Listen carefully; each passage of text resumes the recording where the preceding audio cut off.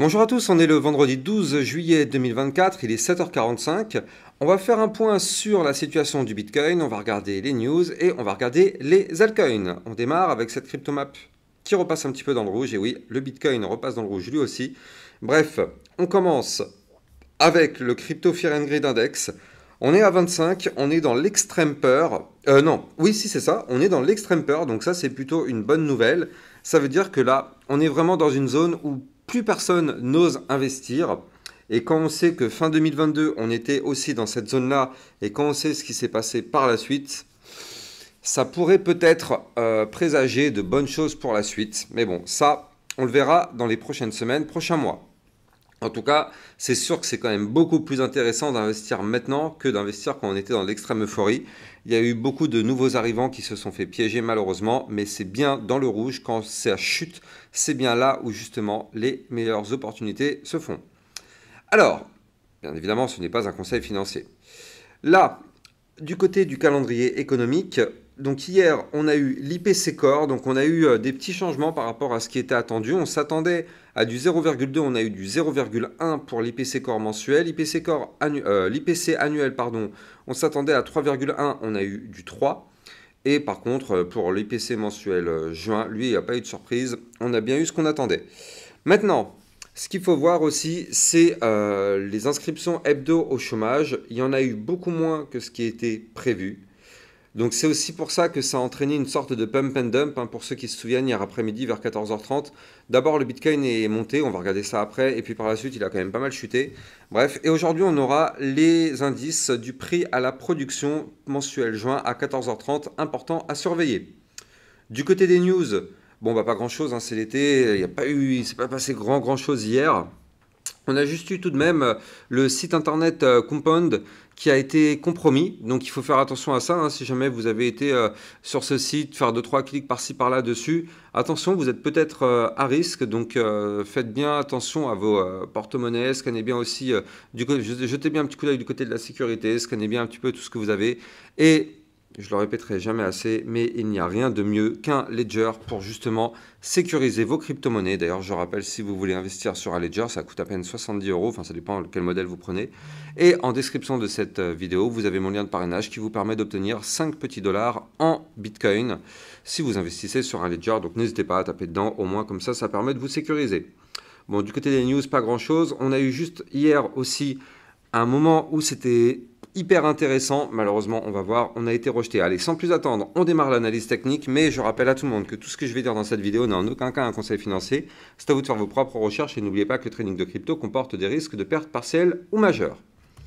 Allez, on commence avec le petit ratio long-short. Bon, il n'a pas bougé. On est toujours à 66 pour le long, 33 pour le short. Donc effectivement, on est toujours sur un ratio plutôt dangereux, on va dire. On est plutôt à risque, on va pas se mentir. Allez, on va voir ce qui se passe du côté de notre Bitcoin. Je suis en vue jour.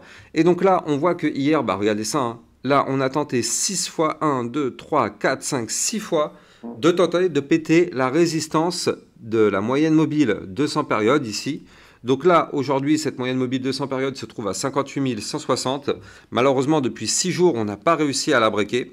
En plus de ça, cette moyenne mobile correspondait au haut du range en vue jour. Donc là, malheureusement, on le voit, hein, on s'est fait rejeter par ce haut de range. Tac, signal de vente, rejet par la résistance, boum, on chute pour aller chercher, le bas du range. Donc nous, le bas du range, il se trouve ici à 55 852. Donc ça, en fait, c'est le petit range qu'on voit actuellement, qui a été démarré il y a 5-6 jours. Et donc là, tant qu'on est dans ce range, en réalité, il n'y a pas de crainte à avoir. On est d'accord, pas haussier, on est surtout plus baissier. Par contre, pour l'instant, tant qu'on est dans ce range, il n'y a strictement aucun signal d'achat ou aucun signal de vente. On est juste dans une configuration latérale et on peut très bien rester dans ce range pendant quand même pas mal de temps. Donc là, on est vendredi en plus. Donc si on ne sort pas de ce range aujourd'hui, il y a quand même de fortes chances que pendant tout le week-end, on reste dans ce range. On verra bien, hein, où est-ce que va se faire la clôture journalière. En tout cas, ce qui est intéressant, c'est que là, On est quand même pas très très loin toujours, enfin on est revenu sur le milieu du range, mais on n'est pas revenu chercher le bas du range. C'est surtout ça en fait qu'il faut voir. Donc là, je rappelle que la zone du bas du range est une zone dangereuse, sur laquelle on peut se faire sortir du range et malheureusement aller chercher des points beaucoup plus bas. Donc là, je rappelle, tant qu'on est dans cette configuration bear, vous le voyez, hein, on fait que chuter depuis maintenant plusieurs semaines, plusieurs mois. Donc en général, malheureusement, les ranges ont tendance à être breakés par le bas. Donc c'est ça qu'il faut se méfier, il faut se méfier de ça, pardon. Donc là, sauf si on arrive à produire une figure chartiste de retournement haussière qui nous permettrait effectivement de sortir de ce range par le haut et d'aller chercher des points plus hauts, si ce n'est pas le cas, attention, il faut peut-être mieux privilégier la tendance à la baisse. On est sur une tendance baissière, on est sur un range, malheureusement, les probabilités sont augmentées pour que ce soit breaké par le bas. Maintenant, il y a peut-être des choses à regarder aussi du côté de la vue un peu plus court terme. Et donc là, je vous avais expliqué hier qu'on avait fait du trading en éventail ensemble sur ma chaîne YouTube. C'est une méthode de trading qui fonctionne plutôt bien parce que regardez ça. Souvenez-vous, je vous avais expliqué que là, ici, on faisait des points bas de plus en plus haut, des points hauts de plus en plus haut. C'est toujours le cas d'ailleurs, hein, il faut le noter. Là, ici, on a fait un point bas plus haut que les précédents, donc c'est très très bien toujours. Et maintenant, ce qu'on voit, c'est qu'en fait, on a breaké la première ligne de tendance haussière, puis on a breaké la seconde ligne de tendance haussière. Donc au niveau du trading en éventail, ça a parfaitement matché. Maintenant, le problème, c'est quoi? C'est que là, vu qu'on a breaké la deuxième ligne de tendance haussière, ici, on est à risque. Parce que bon, ok, d'accord, on a trouvé rebond sur le support des 56 519 $, ici, vous le voyez. Donc ça, c'est plutôt une bonne nouvelle quand même.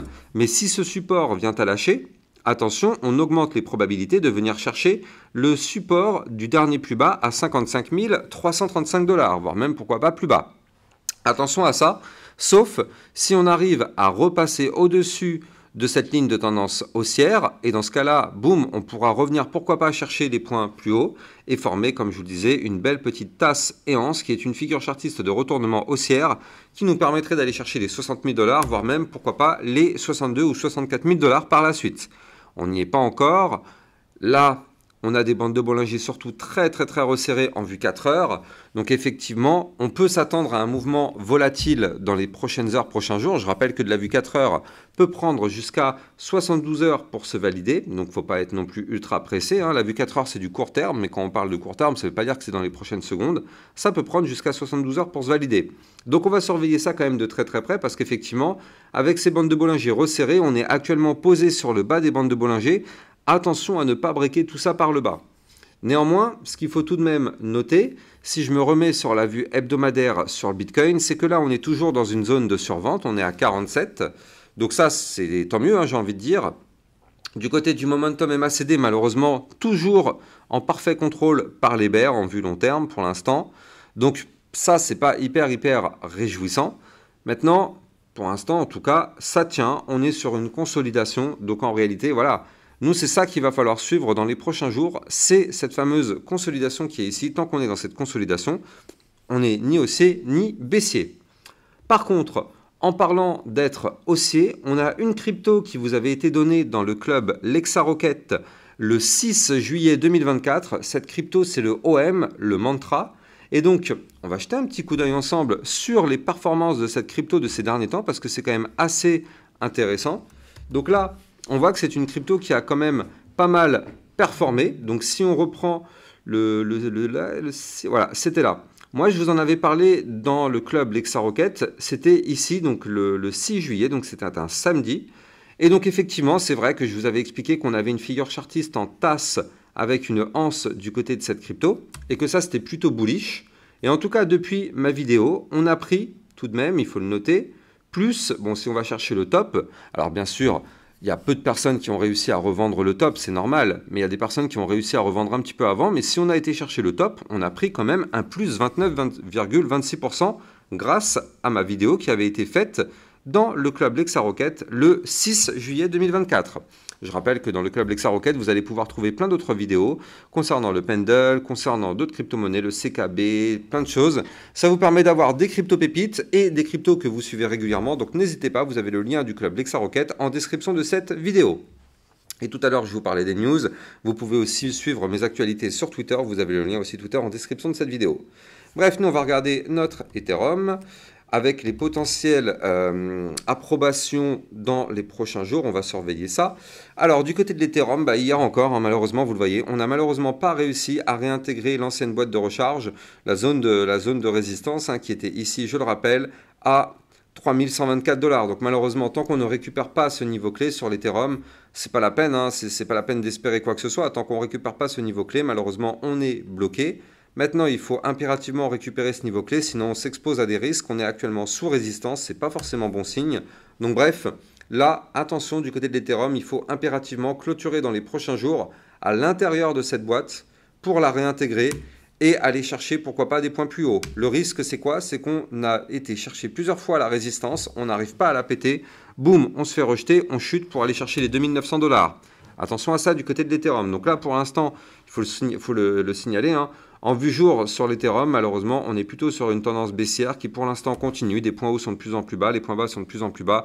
Ethereum, malheureusement, pour l'instant, toujours baissier. C'est pas hyper réjouissant, mais on n'est quand même pas très très loin de casser cette tendance. Mais pour ça, on n'a pas le choix, il va falloir réintégrer cette boîte de recharge.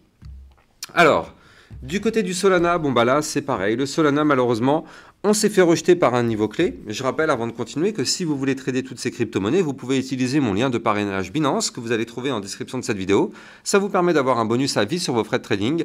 Ça vous permet aussi de trader sur une plateforme sécurisée vu qu'elle enregistre PSAN.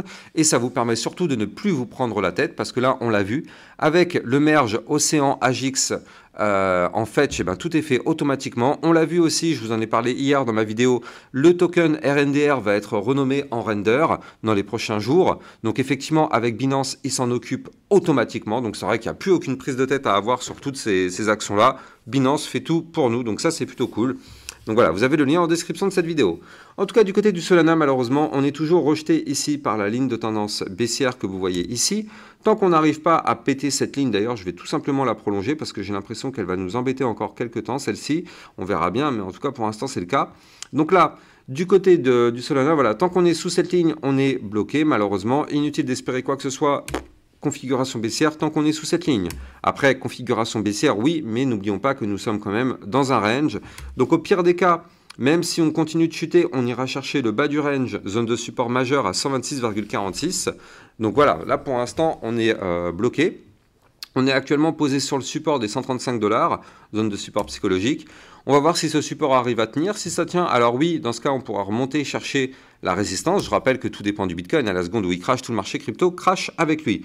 Donc si le Solana arrive à reprendre un peu de force, on reviendra rechercher la ligne de tendance baissière qui se trouve aujourd'hui ici à 142,67. Et si on pète cette ligne, alors effectivement, on pourrait reprendre de la force pour aller chercher les 160 $ dans les prochains jours, prochaines semaines. Mais tant qu'on est sous cette ligne, malheureusement, du côté du Solana, c'est très très très difficile. Voilà, en tout cas, j'espère que vous avez kiffé la vidéo. N'oubliez pas de vous abonner, liker, commenter, partager au maximum. Et moi, j'ai plus qu'à vous souhaiter une bonne journée. Je vous dis à plus tard pour une prochaine vidéo. Ciao, ciao!